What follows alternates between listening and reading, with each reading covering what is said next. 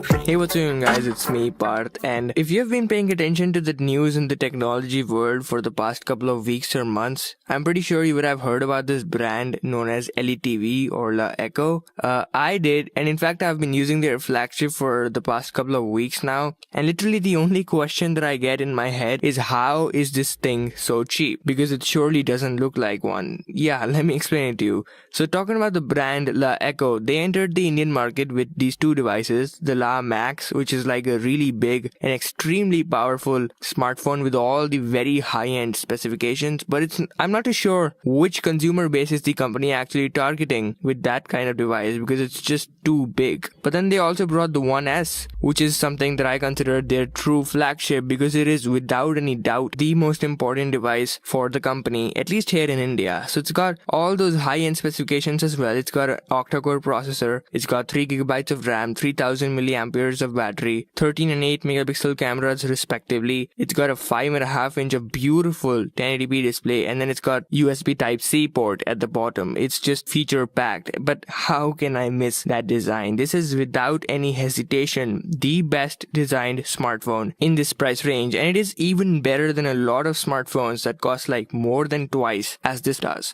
It's got that fully metallic build with those chamfered edges that go all over the device, which are really shiny and glossy and really make the phone a lot more beautiful, and then that mirrored fingerprint sensor at the back, which also works really well. So all in all, a really beautiful and highly powerful device for the price. But again, how are we getting all of this for such a cheap price? Okay, let's go with the traditionals today, and let's take a look at the general product category, which follows the global obvious business rule. So there's the cost price, and then there's the selling price. The cost price mainly consists of these three main aspects: the manufacturing cost, the BOM, which is like the bill of the materials, the cost that actually goes into physically making a product, and then there's some R&D, research and development, and then of course some marketing and advertising. And then there's the selling price, which of course covers all of this making cost, and then some margin for the profit, obviously. I mean, this is how everything works, right? Let's take a look at LeEco's marketing strategy for basically everywhere they are doing business right now. So they've got the cost price, which is basically the same. Of course, they will have different values, but basically the three main aspects: the BOM, R&D, and then quite a lot of marketing and advertising, because they do advertise a lot. But then there is the selling price, and just take a look at this.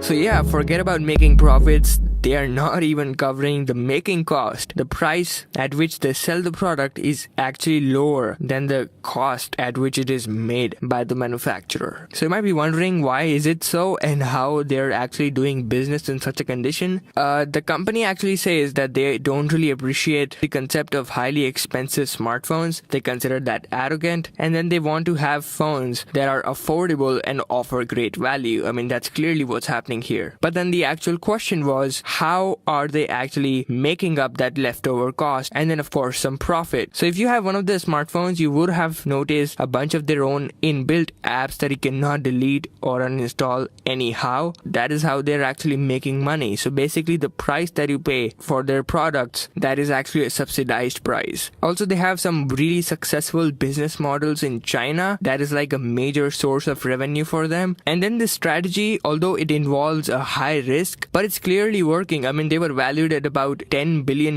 in 2014, and now they have a market cap of over $12 billion. So they are definitely making profit. And at the end of the day, I don't really have any problems with that. This is not a rant video that I'm making. I'm not exposing anything. I have just given my voice to these facts. The bottom line is that it's really beneficial for us as consumers. I mean, to be able to get such a good smartphone at this price, it's a total no-brainer. Although this does not mean that these devices are perfect. I mean, there's no such thing called as perfect smartphone. They do have some flaws. Like if you look at the bottom of the device, you'll find two grills. Actually, the left one is just a microphone. The right one is the speaker, and it's not that great. Also, I wish that the front glass of the phone was a little less glossy because it's like really slippery, and also slightly curved to the edges so that they could have been little less sharper than they are right now. So there you have it. That's been it. This is the video that I was working on for the past couple of weeks. I hope you enjoyed it. I hope I was able to bring about a spike in your knowledge. And if I was, make sure to share this video and feel free to embed as well. Feel free to rate this video. Feel free to stick around the channel, and I'll catch you really soon.